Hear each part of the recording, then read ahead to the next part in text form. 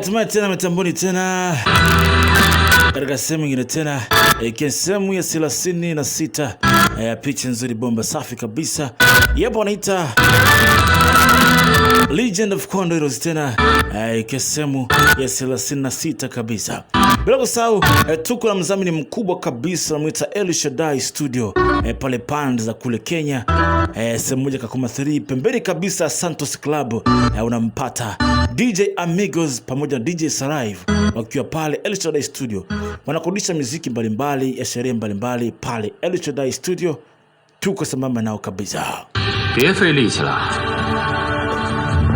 Yankanga aliingia akaambia wala msijali, hizo kamba sio rahisi kufungua, zimetengenezwa kwa chuma, hamwezi toroka. Yankang, ningejua tu ni mpango wako bila shaka.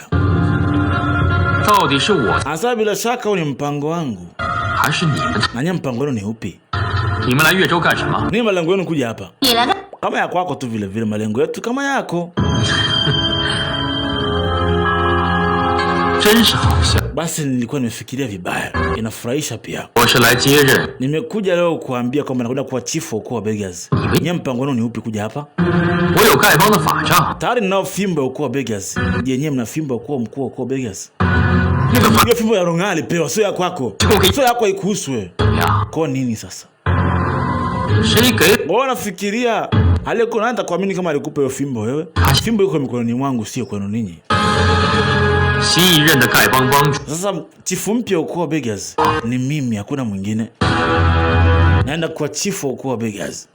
Mheshimiwa, nilikuta hii picha kwa mkono wa huyu Gujing. Jamaa kampa tena picha. Jamaa kateki picha akagundua kuteki mlima kitabu cha Umu. Agundua mpango wa kitabu cha Umu tena. Kitabu cha Umu akamletea taarifa babake. Mheshimiwa, Mabati misimuka msaidia Yankang, anaenda kuwa chifu wa ukoo wa Beggars. Ni kitu cha heshima. Bila shaka. Tena mpaka pata la fimbo ya ukoo wa Beggars. Hii ni heshima kubwa sana kwa mheshimiwa. Ni kama Mungu anawasaidia vile. Kwanza sasa hivi na kuendelea, atakuwa chifu wa ukoo wa Beggars. Ukoo wote wa Beggars utakuwa juu yako. Asa misimuka tusaidia sana safari hii, na misimuka tusaidia. Bila shaka nafaa kuwa mke wa mtoto wako, bila shaka. Wanaendana hata kwa fikra. Wakiwa hapa kuna ndege alitua pale. Baadaye ndege ilileta ujumbe. Mzee kusoma aligundua kitabu cha Umu kipatikana mahali kilipo. Mzee alifurahi safi.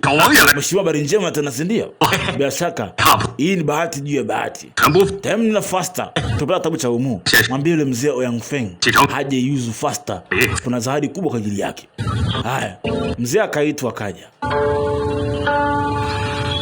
Nao akaja yuzo mpaka huku. Yankang ndio huyu. Baba, inaonekana liziwa kubwa sana hili. Mzee alikuja ndio huyu.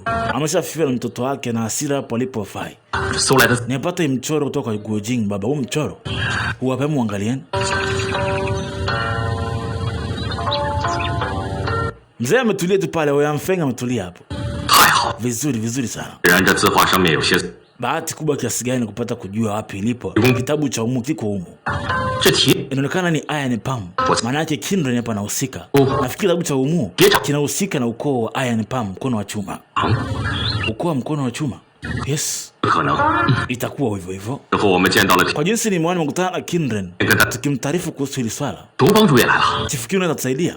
Atakuja kuhusu swala la ukoo wa Beggars. Lazima Kindred atakuja kwenye ukoo wa Beggars. Kwa tukimkuta wakati huo, nitamuelekeza kila kitu cha kufanya. Kwa hiyo nitamwalika makusudi aje. Baada ya hapo tutatumia njia rahisi kuweza kufika kwake. Kwa ushajipanga muda mrefu kumbe baba. Na hii itakupatia nguvu kubwa sana mheshimiwa. Utakuwa watu wakubwa sana. Hongera Prince kwa kupata mchoro kama huu au kuonyesha kitabu cha Umu kilipo ni chako. Bila shaka. Msinisifu sana. Prince, ulisema kuna zawadi juu yangu. Hiyo zawadi iko wapi? Nimekuja mpaka hapa. Nimekuja hapa yuzo. Bila shaka kuna zawadi kubwa kwa ajili yako mheshimiwa. Nielezeni nijue. Watu wawili tumekamata Gujing na Ronga. wapo mkononi mwetu. Guo Jing alimuua Yanke, kwa utalipa kisasi mapema tu kimuona Guo Jing. Na formula nguvu 9 pia wanayo. Utaua na kufanya unachotaka. Nafikiri watu wawili ni zawadi kubwa kwako bila shaka. Umefanya kazi kubwa sana kunijua akili zangu. Hey, Guo Jing amebarikiwa kweli huyu mtoto. Amechoma kisu bado yupo hai. Hiyo ilikuwa ni bahati tu ya bahati mbaya. Raundi hii haiwezi kaa na bahati. Baada ya kunipa formula nguvu 9, nitawaua. Kulipa kisasi kwa Yanke aliyekufa. Mheshimiwa, ukiwa na formula nguvu 9, umepata kila kitu kwenye hii dunia. Utakontrol ulimwengu wote bila chochote kile kukuzuia. Wako wapi watu wawili? Yanke akaona winde nafasi hapa hapa. Baada kumwambia wako wapi? Mheshimiwa, nipokee. Nataka mwanafunzi wako mheshimiwa. Nifanye mwanafunzi wako. Ngoja. Unanitishia kwamba usipokufunza utanikataa kunionyesha walipo ama? Mzee akacheka sana. Prince kweli ni katili sana. Na mtu katili kama wewe unastahili kuwa mwanafunzi wangu. Piga magoti faster. Piga magoti. Asante master. Nakubali kwa nzila master wangu. Mzee akujua kama alitrikiwa na huyu jamaa akamuua mtoto wake. Yeye akampokea. Baada ya hapo mafunzo yalianza, amfundishe uwezo wake. Mafunzo gani tunaanza? Leo nitakufundisha kupaa maili 500 kwa sekunde. Sawa. Niangalie kwa makini vuruka. Cheki kama. Mzee akaenda mpaka juu mzee. Anapita kwenye majani inaitwa Wugong. 500 per moment. Cheki. 500 miles per moment. Cheki. Hewane, anamgusa ndege anapaa angani, afa rudi faster chini. Cheki. Yeah.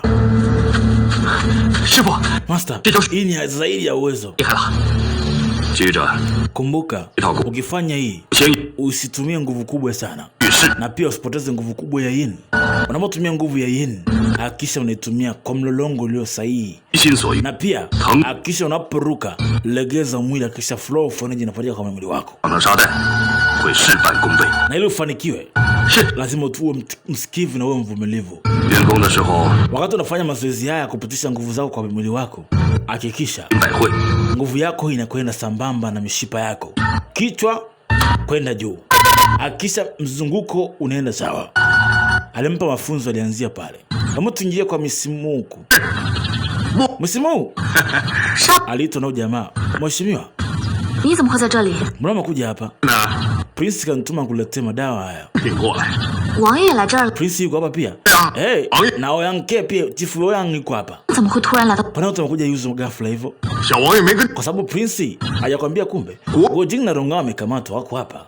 Na Ouyang Feng anawataka sana. Kwa atakwenda kukabidhiwa kwa Ouyang Feng na watauawa. Nafikiri Ouyang Feng atakuwa amefurahia kwa hilo swala. Kwa sababu Guo Jing alimuua Yanke. Kwa atakuwa na furaha zaidi ya furaha. Na leo kumfanya Yankang kama mwanafunzi wake. Baada ya pale Yankang anashangaa anaingia mzee mwenyewe. Na mzee alimtafuta kweli, akahisi kweli Guo Jing kaua. Lakini Guo Jing hakumuua. Tumekutana tena. Wewe mzee, unataka nini tena? Nataka nikuue wewe. Na ndio hicho nileta hapa. Kulipa kisasi kwa mtoto wangu Yanke. Yanke hakuuawa na Guo Jing. Umekosea wewe. Kama sio yeye, na aliyemuua sasa. Kama ningekuwa nimekuua siku zile wewe, singemuua mtoto wangu. Nakwambia. Aliyemuua kweli. Yankang anakuchezea mchezo kamsingizia Guo Jing. Yankang anakuchezea mchezo kamsingizia Guo Jing. Una ushahidi gani? Tumeona kwa macho yetu mimi na yeye. Unadanganya, sitakuamini tena. Siamini mtu sasa hivi. Nataka nikuue. Sitatrikiwa, hamtanitriki kwa chochote kile. Inaonekana nyinyi mmeungana kama mbuzi. Sasa subiri nikuoneshe. Kama ukisogeza mkono wangu tu, naweza nikaua sekunde za kuhesabu. Maisha yenu naisha hapa hapa. Ukimgusa Guojing, atakupa formula nguvu 9. Watajua tu atakutafsiria iko wapi. Wao watakutafsiria maandishi hayo. Mnaenda kufa, unapangia wakati mnaenda kufa. Wewe, nakwambia tena wewe. Utanitafsiria maneno yote kwenye ile formula nguvu 9. Au Guojing afe au utanitafsiria. Kwa hiyo, chagua kimoja. Tuwe kama unaweza. Tuwe. Ni waue sio? Haya. Sio kirahisi hivyo. Na sumu nyingi kwa mwili wangu. Nataka Guojing afe kifo cha maumivu. Yani aumie tu mpaka na kufa. Na kisha teseka. Nataka afe mbele ukiwa unamuona mbele yako. Afe pole pole. Ndio nachokitaka mimi. Hasa msimu naye kusikia Guojing amekamata Ronga. Akatafuta mbinu ya kuwasaidia. Huko sio anapanga mipango. Sikutegemea kama wale wawili wamemuua chifu wetu. Ronga akamuua chifu na Guojing. Akamwambia ni kweli. Nimeona kwa macho yangu akimuua chifu wenu. Cha muhimu, mkutano unakaribia. Libidi tumtaje Yang Kang kwa chifu mpya. Chifu Yang. Mkweli jamani. Ukua Beggars aliweza kabila kiongozi. Basi nitafurahia nyinyi mtakapoenda kuniunga mkono kuchaguliwa. Jamaa kashawadanganya tena. Unajua na ufia kitu kimoja. Ule chifu mwenye nguo chafu hawezi kukubali wewe. Chifu Lu hawezi kukubali wewe, maana wewe hakufahamu, alafu ule mtu na watu wengi atakupinga wewe, hapendi wewe kiongozi. Mimi nafikiria utafanya nini kuhusu Chifu Lu? Akati unaongea vile, misimu akapita hapo. Akuta anaongea, lakini Yang Kang kimwomba wacheke na Guojing hawezi kuachia. Kwa hiyo Guojing na Ronga wamemuua chifu wetu, mtuambia. Sasa tutafanya nini hawa watu? Hamna kuacha. Wala msijali viongozi watatu. Hawatoishi, nitawaua mwenyewe. Hey! Anataka kuua, kumbe binti akasikia. Hapana, hawezi kubali msimu. Hawezi kubali kwa Ronga akauawa. Akaingia. Kwa nini uko hapa na msimu? Zamani wazee wangu kwa Buguzi. Karibu keti. Nilikuwa nahofia kuhusu bwana nyumbani kama nje na wasalimia. Nimesikia mnaongea kuhusu Guojing na Ronga. Ya, nimesikia. Na nimewaacha wao kule kwa Mr. Yang Feng. Mimi nafikiri Yang Feng atafanyaje sasa? Kwa nini wakabidhi wakafa kifo cha pekee? Nasimu. Wamaanisha nini kusema hivyo? Wanataka kuwa chief, ndio? Hawa watu hawezi kukuamini kama kikuona hujafanya kitu. Kwa hiyo wakati nimekusanyika mkutano kumchagua chifu mpya, wachukue kina Guojing na Ronga, uwapeleke wakauawe mbele za watu wote ili watu wakuamini wewe. Afu misimu kusema ni cha ukweli. Wakati wa mkutano kuchagua chifu mpya, ukiwapeleka kina Ronga na Guojing pale, wakauawa pale mbele ya hadhara, watawaamini wote na watu watakuunga mkono. Kwa sababu ukiwaambia kwamba hawa ndio wameua chifu wao, hawezi kubali. Basi Nancy alisema ni sahihi. Nitamtafuta huyo mzee, namwambia sawa kwanza. Haya. Bwana kawatafuti taua hadharani mbele watu wakiwa wanaangalia. Kwa watakwenda kwa huo hadharani mbele watu wakiwa wanaangalia. Binti alapa ile plani makusudi ili muda uendelee kuongezeka. Sasa mzee huko naye anafanya maamuzi ya kuwaua. Kwa ndio kwa Yang Kang hawai kama mzee hajawaua.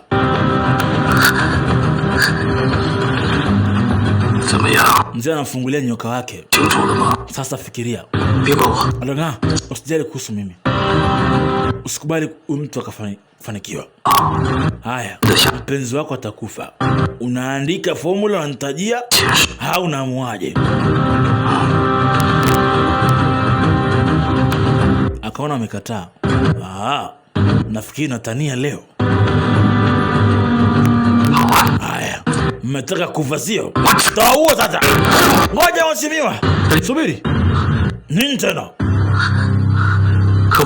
Mheshimiwa, waache waishi siku moja ya mwisho. Unasemaje? Waache waishi siku moja ya mwisho. Kesho ni mkutano mkuu wa ukoo wa Beggars. Nataka niwatumia watu ili niwe chifu. Hawa kifa mimi nitakuwa chifu. Kwa naomba, wewe. nataka kisasi. Usinizuie tafadhali. Usinizuie. Chifu. Kwa siku moja tu. Nisaidie siku moja tu mwalimu wangu. Sisubutu kukataa ombi lako lakini Gojing atakufa sawa. Lakini huyu nataka niwatumie lakini nitakubakizia mmoja kwa ajili ya kumlipa kisasi.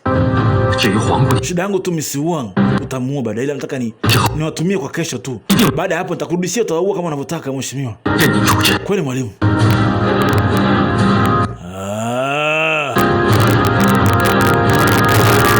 Alifikiri na wanyang'anya. Anataka watoe. Okay. Ili waue chifu, kawatumia kesho, afu warudishe hapa. Akamruhusu. Okay. Baada ya kikao kikiisha, kesho ninakufa jioni. Kwa sababu nakuruhusu waishi siku moja. Namtaka binti uniletee. Kama utamuua Gojing, huyu na huyu waje akiwa hai. Hamna shida kitu maza. Leo ndo siku ya mkutano wenyewe wa kumchagua kiongozi wa chifu mpya ukoo wa Begazi. Sasa binti anafikiria njia ya kuwasaidia Kerongaku walipokuwa. Bado hapati jibu. Yang Kang hapa yupo. Gojing wamefungwa. Wataenda kuuawa hadharani. Nabidi nifanye kitu niweze kuwasaidia. Akiwa hapa kaona mbomba wawili wanakuja, wanaomba chakula hapa nje. Haruhusi kuingia ndani.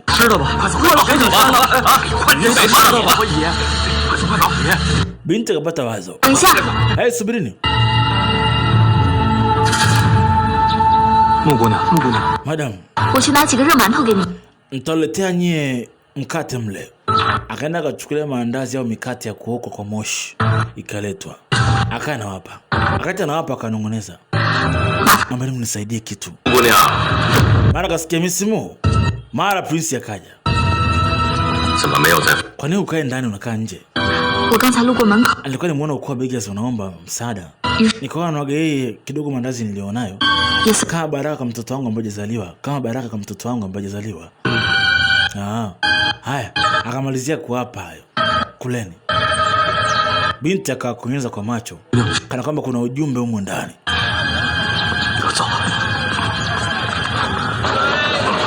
Baada ya kuwapa jamaa kaisha zao kwa nakula. Bonge la mandazi ya. Subiri. Kuna kitu mdomoni. Ujumbe andikwa, mtafuteni Yu na Sing, waambie Gojing yupo katika matatizo. Haya, usiku kafika. Leo ndo usiku wa kumtawaza chifu mpya wa ukoo wa Begazi, ambaye sasa hivi Yang Kang ndiye anayekwenda kuwa chifu wa ukoo wa Begazi. Leo ndo siku ya uchaguzi wenyewe wakimchagua chifu wao. Ukoo wa Begazi ni ukoo mkubwa sana. Kwa leo ilikuwa ni siku maalum ya kumchagua mkuu mpya wa ukoo wa Begazi, japo Sikong haonekani alipo.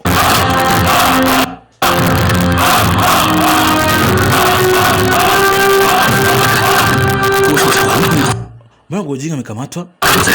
Mimi naona ghafla itakuwa kuna jambo limetokea. Leo ni siku ya uchaguzi, kwa watu wamejaa wengi sana kumchagua chifu mpya ukoo wa Begazi. Wazee watatu wakasonga mbele kama kawaida. Jukwaa maalum la kufanyia uchaguzi ndio hili.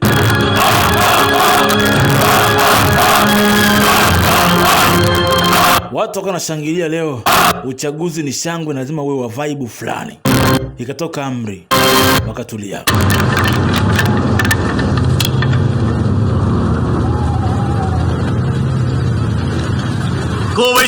Asema ndugu zangu, leo ni siku ya kumchagua kiongozi mpya. Na mkusanyiko mpya katika miaka na miaka. Bahati mbaya mwaka huu Sikong hata kuwepo pamoja nasi, wala chifu mpya hata kuwepo. Lakini Chifu Wang amemkabidhi urithi wake kijana mdogo mpiganaji mkubwa. Nani huyo tena? Sikong hayupo. Nikimtokea Sikong, watu muone Sikong. Yang Kang asogea mbele ili akatambulishwe. Huyu dogo katoka wapi huyu? Sasa watu wengi wamjui. Alafu kina Yang Kang, kina Gojing na Ronga wamewekwa hapo. Wameblokiwa siongee. Kwa kina Gojing na Ronga hawezi kuongea. Wameblokiwa, hawezi kuzungumza. Mwamba kapanda kizimbani. Tayari. Huyu katoka habusi yangu. Bwana fimbo ya ukoo wa Begazi. Sasa kina Ronga amefungwa mdomo, hawezi kuongea, ameblokiwa. Yule anaitwa Yang Kang ni shujaa mpya, anaitwa Yoro Hang. Ndo chifu kamwachia fimbo. Yaani ukoo wa Begazi na habari mbaya kwenu siku ya leo. Sikong hatakuwa na nini leo, siku ya leo hawezi kuwepo tena. Kwa sababu huyu mzee amekufa Sikong. Hawezekani wewe. Sikong hawezi kufa kizembe. Ana uwezo yule. Kila mtu akaamini. Godinga hala amekufa kweli? Amna huyo anatunga uongo. Kwa Godinga hawezi kuongea, sasa atafanyaje? Wameblokiwa. Hebu elezee vijana ilikuwaje akafa Sikong? Wakuelewe. Waambie. Sikong mwezi uliopita alikuwa akipigana katika ufalme wa Song. Kwa bahati mbaya akaumia sana na akafa kwa sababu ya maumivu. Hii amekufa na maumivu. Nani alimuua huyo? Kwa mtu lazima alimpiga. Lakini kinanyana sanga mwezi uliopita tulikuwa kinarongana sanga ala. Tulikuwa na Sikong mwezi uliopita amekufa saa ngapi? Huyo mjinga anadanganya huyo. Wakajua Yankang anadanganya. Wewe uongo mkubwa wewe. Sikong ana uwezo mkubwa, hawezi kupigwa kizembe. Hawezi kupigwa kizembe bwana. Nani kamuua chifu wetu? Tuambie ukweli. Tuambie ukweli. Nani kahusika? Acha kuongea uongo wako usieleweka wewe. Subiri. Aramba subirini kwanza. Aliyemuua chifu wenu ni babake Ronga Wangyang wa kisiwani kule. Chifu alikuwa peke yake, wakamvamia wakiwa wengi. Alikuwa mzee Huang, alikuwa na jumba la master wakamchangia. Hawezi muua bwana, wana ugomvi hawa. Hawana master wakubwa. Nimeona akimuua Sikong mbele ya macho yangu. Tena ule mwezi uliopita walikutana kwenye kikao, kwa hiyo wewe tutamuua huyo. Tutalipa kisasi. Babake Ronga akapewa kesi pale pale. Chifu Wang alikufa kifo kibaya sana. Tena kifo cha kuchangiwa, inatia huruma sana. Nyinyi mna kazi mbili mbele yenu. Kumchagua kiongozi mpya wa 19 na kupia kulipa kisasi kwa ajili ya Sikong. Ndio kazi mbili za kufanya leo. Kulipa kisasi, tulipe kisasi, lazima tulipe kisasi, lazima tulipe kisasi. Lazima kilipwe. Sasa wakaamini kweli babake Ronga akaua na jumba la master wameshirikiana wakamuua. Kwa hiyo kumchagua chifu mpya ni kazi kubwa sana mbele yetu. Ukoo wa Begas sogea mbele, kiongozi mpya tayari kuapishwa. Chini ya ukoo wa Begas na sheria za ukoo wa Begas, sheria zinazoongozwa na ukoo wa Begas, chifu mpya tunamtawaza leo rasmi ni Shujaa Yang. Mheshimiwa, alikuwa cheo jumbe gani wa mwisho kabla hajafa Sikong? Ngoja tunataongea uongo gani huyo? Chifu hata anakufa alivamiwa na hao watu. Kabla hajafa aliniambia, chukua hii fimbo, nenda kae mkuu wa ukoo wa Begas. Niwe mimi mkuu wa ukoo wa Begas. Wewe nani kasema? Wewe sio mwenzetu. Wewe acha uongo bwana. Chifu hajaje kwa rafiki na wewe? Asijaje kukuona urafiki wote na wewe. Kwani akupe cheo kama hicho? Watu wakawa wanapinga. Shujaa Lu, umeona pinga maamuzi ya chifu au? Au utaki sisi sababu sisi tuna nguo safi. Uongo, mimi nahisi huyu anaongea uongo. Hii ni fake message, sio ujumbe wa kweli huu. Wakaanza kumtilia mashaka. Wakati napita katika ufalme, nilimkuta Sikong kaumia sana. Nikamsaidia kwa uwezo niliokuwa nao. Nikajitahidi kadri niwezavyo kumuokoa Sikong, lakini uwezo wangu ulikuwa mdogo. Sikong akafa. Kwa msaada uliompa, akanipa ifimba, akaniambia nafaa kuwa chifu wa ukoo wa Begas. Yankang ni muongo. Kila mmoja mmesikia fimbo alipewa kabisa mwenyewe. Kwa hiyo ndio mrisi aliyepewa fimbo na Chief Sikong. Kama na mashaka, njoo angalia fimbo kama sio original. Elder Lu akawa kwanza kuichukua. Lu akaicheki fimbo. Fimbo sio fake, ni original. Ni kweli fimbo ya Sikong. Baadaye akairudisha kwake. Lu, bado unapinga? Jamaa akaona fimbo ni original, akaana cha kusema tena. Ikabidi aruhusu apishwe. Kumheshimu Sikong, tunamtawaza leo Yankang kuwa chifu wa 19 wa ukoo wa Begas. Watu walikataa kushangilia, hawamwamini. Lakini kulikuwa hamna jinsi. Fimbo wanao shahidi wote upo. Basi hapakuwa na njia nyingine. Wakainama kapanda kizimbani. Sawa sana miiko wa ukoo wa Begas. Tunamtawaza Yankang. Mimi ni mdogo, sina uzoefu wa kutosha. Kwa kupewa nafasi kubwa kama hii ni mzigo mkubwa sana kwangu.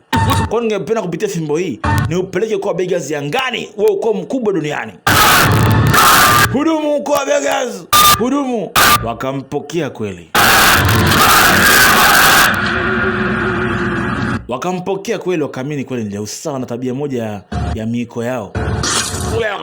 Hakutemea uchafu. Anakutemea uchafu. Yaani ndio ishara kwamba yaani kwamba amekupokea. Afu anainama.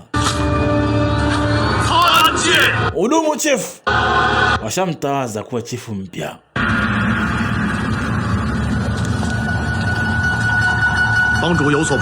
Mheshimiwa, sijui ili sheria ya ukoo wetu. Tunakutemea mate machafu, ishara ya kwamba wewe utakuwa tayari kutetea ukoo wa Beggars kwa hali yote ile. Maana Beggars tunatokana sana mtaani, kwa hiyo uwe tayari kuvumilia matusi ya ukoo wa Beggars. Akombe hivyo. Akomboka ndio maana chifu aliniambiaga wana miiko fulani ya kichafu kidogo. Sio mbaya. Chifu yangu, sababu Sikong aliuawa na mwalimu tushamjua, ni muda wa kwenda kulipa kisasi. Fikiria umma yote inategemea kukuona na kulipa kisasi kwa ajili ya chifu wao. Ndio. Tukamua aliyemuua Sikong.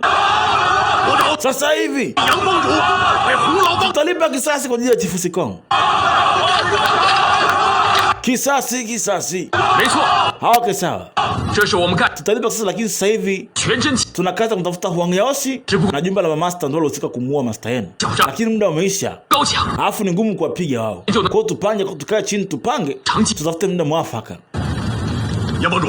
Chifu, mtu kauawa. Muda mwafaka wa nini tena? Twende tukapigane huko mpaka hatima ya mwisho patikane. Sikong ajulikane alikufaje. Masuala kusubiri muda, hamna muda kusubiri hapa. Tutaka tukamuue ile muua Sikong. Hamna muda kupoteza. Tuna hasira. Tuna jonzi mioyoni mwetu. Hamna muda kupoteza, watu wanasubiri, watoto wanasubiri hawa. Ndio tunasubiri wote. Tukalipa kisasi sasa hivi. Chifu atalipa kisasi chake, tutakipa baadaye. Lakini sasa hivi watumio na watu wana uwezo mkubwa, ni ngumu kuwakamata. Nani alifanya hivyo? Nani? Sasa hebu leteni wawili hapa mbele. Aise akaamua kuwasingizia kesi nyingine, yaani kwamba waliomuua Sikong si chifu babake Ronga na jumba la master. Sasa akataka kuambia kwamba hawa ni wanafunzi wao ili wauawe. Mheshimiwa, chifu pigeni magoti. Mheshimiwa, hawa wana makosa. Sikilizeni. Hawa ni wauni hao. Hawa wawili ni wadanganyifu wakubwa. Yang Kang wana kudadeki. Anataka tutumie vibaya. Sasa hapo atakaa vibaya atauawa. Wananchi wana hasira ujue. Jamaa kaweka mbele pale. Jamaa kasogea na usikaji hao. Wakawa wana hasira, wananchi si mbaya. Chifu, hawa wawili ni mashujaa. Tunafahamu walikuwa na Sikong kwa muda mrefu. Hawa si watu wabaya na hakika kabisa si watu wabaya. Tunaona akiwa na Sikong. Haya marafiki wa Sikong aliwachagua wanafunzi wake, hawezi kuwa watu wabaya. Tunakosea. Mnapishana na chifu au? Kila mmoja sikilizeni. Hawa ni wanafunzi wa chifu Sikong mwenyewe aliwachagua. Hawa wahusiana na kisasi. Kama tena kutokuelewana sio kuzuri hapa. Hawa usiki kabisa. Sikong kawachagua mwenyewe. Okay. Mimi nitauliza waziwazi tu kana nitaje majibu. Kama jibu ni ndio, tingisha kichwa. Kama sio, tingisha kichwa pande mwingine. Sawa? Nikikuuliza swali kama ni ukweli, unajibu. Kikaa kimya maana yake ni ukweli. Haya sema. Nauliza swali. Huang Yaoshi ni baba yake Ronga au sio? Wewe si binti wa Huang Yaoshi? Si ndio huyu? Alikaa kimya. Umekaa kimya sio? Maana yake binti ni mtoto wa Huang Yaoshi, ndio? Aliyemuua master yetu Sikong. Akasema hapana, akadanganya. Nakuuliza tena. Huyu mwanamke aliyekuwa ni mtoto wa Huang Yaoshi aliyemuua Sikong au sio mtoto wa Sikong wa Huang Yaoshi? Ndio ni mtoto wake. Ujinga kana itikia mna njia. Yang Kang atatafanya vibaya hapa. Na wewe, Huang Yaoshi alikuozesha binti yake au akukuozesha binti yake? Alinyozesha. Bila shaka, aliyemuua Sikong ni jumba la master na Huang Yaoshi. Na binti yake yuko hapa, si ndio? Tuwaue watoto wao! Tumuue! Tuwaue! Sasa wait. Gojing tunafanyaje? Gojing hajui fanya kitu gani. Ameblokiwa, hawezi kuongea. Haya, waliopanga mpango wote wawili wako mbele yenu hapa. Kwa hiyo bila shaka mshanielewa vizuri sasa. Kama ni hivyo, Usiwasahau. Nataka kuwapiga mara mtu kaingia. Jamaa kama kutetea pale pale. Hamwezi kuua watu. Mmechanganya mambo nyingi. Usiki. Kaa kimya. Nataka kuwaunga. Sikisubiri kwanza.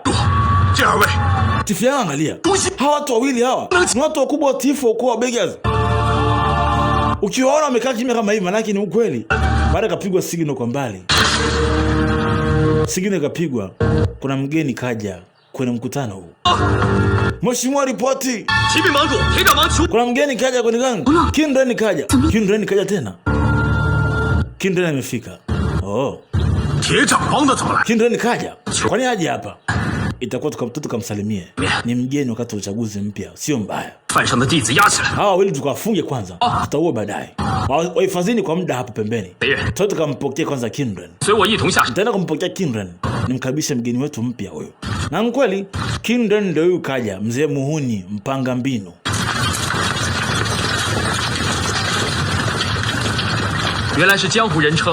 Mheshimiwa, karibu sana kwetu. Nimekukaribisha chifu mpya. Lakini Kindren wa leo ni kama achekicheki ovyo. Anasema ni chifu wetu mpya, anaitwa Chifu Yang. Ametawazwa sio muda mrefu. Mheshimiwa, nasikia uwezo wa ngumi zako ni hauna kipimo, ngumi za chuma.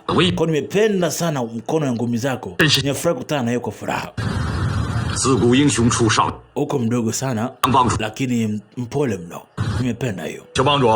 Mheshimiwa, umetuma watu wetu kwa biashara au nini? Mbona mko na watu wako? Sisi tuna wadui mkubwa sisi kati yetu. Kwa nini unakuja na watu wako mpaka huko? Wewe unataka tufanyie vurugu tena au nikututusi na kutukejeli? Jamani, tuna gomvi na watu hao. Mheshimiwa, hao ni wageni, kaa kimya. Wamekuja kama wageni. Ni kweli ukoo wa Beggars na ukoo wa ngumi ya chuma tuna ugomvi wa muda mrefu, lakini kutokuelewana tu. Hebu tumalize ugomvi kwa maongezi tu. Kwa leo ni siku ya sherehe, nimekuja basi na zawadi kuwatembelea. Mheshimiwa, karibu sana. Kufika kwako ni baraka tena tele kwetu. Karibu katika uchaguzi wetu, tukaendelee na masuluhisho mbalimbali. Twende.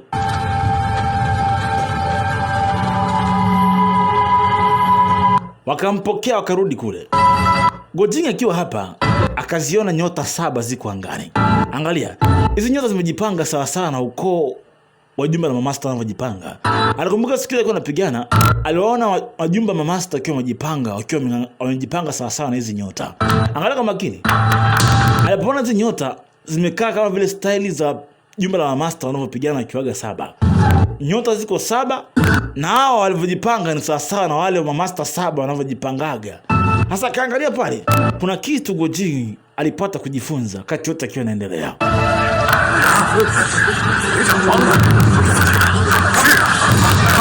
Kindren alikuja hapa. Afu leo Kindren alikuja na zawadi. Unaona? Alikuja Kindren, lakini leo kaja akiwa na zawadi. Lakini Kindren wa leo ni kama vile mtu fulani mpole sana, afu mtifu sana. Gojing anaangalia tu pale juu, akiwa anaangalia zake. Anaangalia zile nyota. Ndugu zangu, huyu ni chifu wa ukoo wa Iron Palm. Anamuita Kindren. Leo kaja kutusalimu, ni furaha yetu kubwa sana. Anataka nini Kindren? Asema ni siku ya ukoo wa Beggars. Ni mkutano mkubwa. Kwa hiyo leo sija mikono mitupu, nimekuja na zawadi hapa nimewaletea nzuri. Kila mmoja atapata. Alikuja na gold, silver, vitu vya gharama. Na watu wa ukoo wa Beggars hawapendelee mali kama hizi. Kawaletea. Utakuwa na mpango gani huyu? Sasa wakifikiria haoni. Chief Q, hatujafanya kazi yote. Mzigo wote wa nini wa gari ya thamani hela pesa nyingi hivi? Asema yangu kutoka Prince wa Jin kawapa kama zawadi. Prince wa Jin ni adui yetu mkubwa wa ufalme wa Song. Kwa amekuja leo kuniambia naleta zawadi kama hii kwa ajili ya kusherehekea uchaguzi wenu mpya. Kwa kumbe ni ufalme wa Jin mtutumia zawadi. Afu ni maadui zetu. Mheshimiwa, amekwambia nini Prince wa Jin? Anataka nini kutoka kwetu labda? Ameniambia mimi kama chifu wao. Prince wa Jin kasema kaskazini ni maskini sana. Kwa hiyo angependa ukoo wa Begazi wote muhamie kusini mwa mji.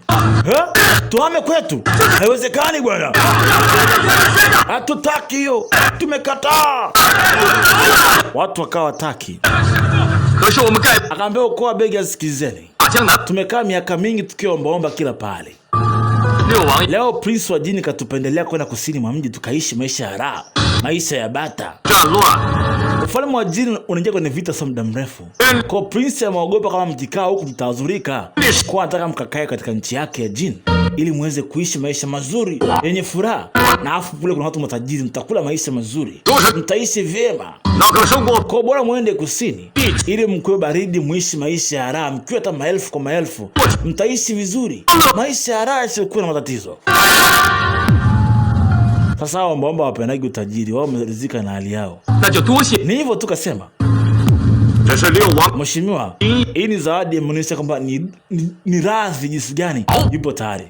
Kama ni hivyo, utajiri huu tutaugawana sisi na ndugu zangu wote, ombaomba wote hapa. Tutagawana huu utajiri. Si ndio Q? Mwambie Prince tuko tayari kuja huko kwano. Huko kusini mwa mji, tutakuja huko Jini kuishi na wao. Tuhamia kusini? Ameanza kuleta sheria ambazo zilikuwa hamna. Sasa ukoo wa Begazi, naonekana ukoo wa Begazi huwa hawanaga tamaa ya pesa, alafu hawapendi kuhamisha makazi yao. Hapana, mimi napinga ile chifu. Chifu, sisi tutaishi katika sehemu hii, hapa tupokee mali za ovyo ovyo kama hizi. Hiyo sio hulka yetu. Tuko maelfu lakini hatuna njaa kiasi kwamba tupokee zawadi kama hizi. Tunarizika kuombaomba tu. Hataki utajiri bwana. Hatuhami. Walikataa. Kila pale tunapokwenda ni nyumbani, kusini au magharibi au mashariki au kusini au kaskazini. Lakini Sikong asingependa jambo kama hili. Alikataa sisi tusihame, tubaki hapa hapa. Kwa nini tuhamishe? Naonekana ukoo wa Begazi, alafu sisi na ufalme wa Jini ni maadui wakubwa. Ufalme wa Jini ni maadui wakubwa, maadui zetu. Hatuwezi kwenda kana maadui zetu. Hatutaki utajiri sisi. Mheshimiwa, fikiria maamuzi yako chifu wetu. Chifu, fikiria mawazo yetu. Sasa chifu tayari, chifu ni Yankang. Afu anamuomba fikirie eti. Akati chifu ni Yankang. Na Yankang ni mtu wa Jini. Chifu kashaamua, mnampinga chifu. Naomba tafadhali fikiria kwa makini. Mimi sikubali, bora nife. Siko tayari kumkiuka Sikong. Wazee mnasemaje wazee wangu wa ukoo? Sisi tunaona poa mheshimiwa, tutakwenda tunakutia amri yako na mbotaka tunaenda. Kama chifu wamekubali, wazee wamekubali, basi kuanzia leo tunakwenda kusini mwa mji wote. Funga mji mzima, tunakwenda kusini. Lakini chifu fikiria, hatuendi mali. Sasa Gojing anaangalia nyota tu, muda wote yupo hapa. Kuna kitu Gojing anajaribu kukikumbuka. Chifu, mimi siendi pale. Kulikoni watu wangu waende kusini mwa mji, bora nife. Nitazuia. Sikong alikuwa ipo kama wewe. Sikong alikuwa ipo kama wewe. Akontrolling watu ovyo ovyo. Kulikoni tupeleke kusini, bora mimi nife kuliko kwenda kusini mwa mji. Hapa ni kwetu, tutaishi hapa. Chifu, fikiria mara mbili. Hatuwezi kwenda kustaliti ufalme wa Song. Sisi watu wa Song, sio watu wa Jin. Usishirikiane na watu wa Jin tafadhali. Unamkiuka chifu wako wewe? Wembwa, kimya. Unashirikiana na mtu wa Jin? Huyo jamaa mtumishi wa ukoo wa Jin huyo. Kaa kimya wewe. Lakini huyu ni Yankang. Huyu ni mpango wao alishapanga. Fikiria kwa makini chifu. Sikong yuko yupo hai, asinge kubali hili swala. Fikiria kwa makini. Sasa mimi ndo chifu sasa hivi nimeshaamua. Tunakwenda kusini. Jamaa kajua kumbe. Kwa chifu, kumbe unashirikiana na mtu wa Jin. Alafu unasisitiza kabisa, bora nifu kuliko nimpinge Sikong. Bora nikafa mimi. Kakalu, ukoo wa Begazi, mwokoe Gojing na Miss Huang. Hawastahili yote haya. Mimi najiua. Alishika ajikata na damu pale pale. Mheshimiwa, usifanye hivyo. Kashika panga pale pale, kajichinja mbele ya adhara. Siko tayari kuhama kwetu eti niende kwa maadui zetu tukakae kwao.